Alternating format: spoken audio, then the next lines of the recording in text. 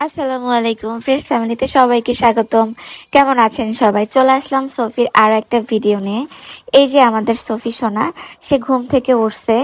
So তাকে ঘুম থেকে ওঠার পরে অনেক আদর করা লাগে, আদর করে করে তার মুড ঠিক করা লাগে। নইলে ঘুম থেকে ওঠার পরে সে যদি পর্যাপ্ত পরিমাণে আদর না পায় তাহলে তার অনেক মেজাজ খারাপ থাকে।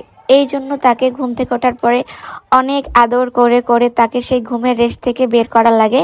তারপরে সে আস্তে আস্তে ইজি হয়, সে চাটুপুটু করে, দেন সে আস্তে আস্তে কামড়াকামড়ি করে করে আস্তে আস্তে সে ইজি হয়। তো সোফি আমার ফিওনার একদমই প্রথম বাচ্চা, আর এই ফিওনার একটাই বাচ্চা হয়েছে। তো সোফিকে আমরা সবাই অসম্ভব পরিমাণ ভালোবাসি। সোফি আমার বাসায় আরো 3টে বিড়াল আছে, বাট কেন জানি সোফিকে আমি অনেক বেশি ভালোবাসি, যেহেতু ছোট বেবি। তো আর আমার ফিওনার এই প্রথম বেবি, দ্যাটস ওয়াই ওর প্রতি একটা অন্যরকম ভালোবাসা মায়া কাজ করে। আমার সব থেকে ভালো সময় কাটে সোফির সাথে। আমি যতটুকু সময় আমার কাজে ব্যস্ত থাকি ততটুকু সময়ের বাইরে আমার পুরোটা সময় আমি সোফিকে দেওয়ার ট্রাই করি। সোফিও সারাদিনই আমার সাথে থাকে, দুষ্টামি করে, খেলে, আমার কোলের মধ্যে আসে। মানে তার যত খেলাধুলা সব আমার সাথে, ঘুম, খেলাধুলা সবই সে আমার সাথেই করে। সকালবেলা যখন আমি কাজে যাই তখন সে সেই সকালবেলা ঘুম থেকে উঠে আমি ওঠার পরপরই দেন সে আমার পায়ে পায়ে জড়ায় থাকে, জুতার মধ্যে ঢুকে বসে থাকে। মানে সে যে কি কাণ্ড করে, বাসায় আসার পরে দৌড়ে আমার পায়ের কাছে চলে আসে। মানে ওই ভিডিও আমি আপনাদের সাথে আরো অন্য একটা দিন শেয়ার করব। তো সোফি দেখতে দেখতে বড় হয়ে গেল, তার 1 মাস হয়ে গেল।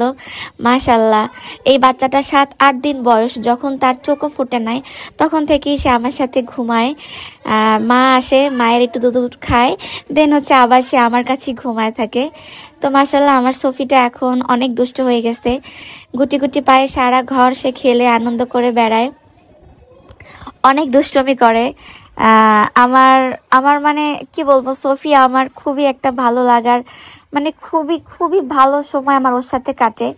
তো তারপরে সোফিকে আমার দিয়ে দিতে হবে। সোফি আমাদের বাসায় বেশি দিন থাকবে না।